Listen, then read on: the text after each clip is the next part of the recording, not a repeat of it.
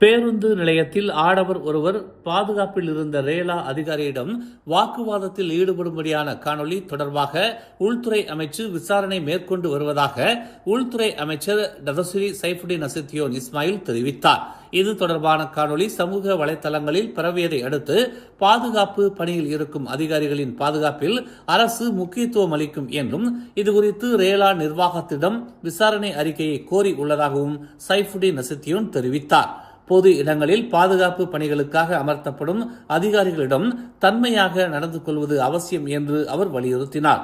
அதேவேளை அதிகாரிகள் பொதுமக்களிடம் தகாத முறையில் நடந்து கொண்டால் அரசு விரைந்து நடவடிக்கை எடுக்கும் என்றும் அவர் கூறினார். அதேபோல் பொதுமக்கள் அரசு பாதுகாப்பு அதிகாரிகளிடம் தகாத முறையில் நடந்து கொண்டால் சம்பந்தப்பட்டவர்கள் மீது உள்துறை அமைச்சு நடவடிக்கை எடுக்கும் என்றும் டத்துஸ்ரீ சைஃபுடின் நசித்தியோன் இஸ்மாயில் தெரிவித்தார். மேலும் செய்திகளை தெரிந்து கொள்ள தமிழ் மலர் நாளிதழை பாருங்கள். உடனுக்குடன் செய்திகளை தெரிந்து கொள்ள தமிழ் மலர் இணையதளம், தமிழ் மலர் செயலி மற்றும் மலர் டிவி யூடியூப் சேனலை வலம் வாருங்கள். எங்களோடு இணைந்திருக்க மலர் டிவியை பதிவு செய்து கொள்ளுங்கள். உறவுகள் மகிழ்ந்திட விருப்பம் மற்றும் பகிர்வு சேவையை சொடுக்கிடுங்கள்.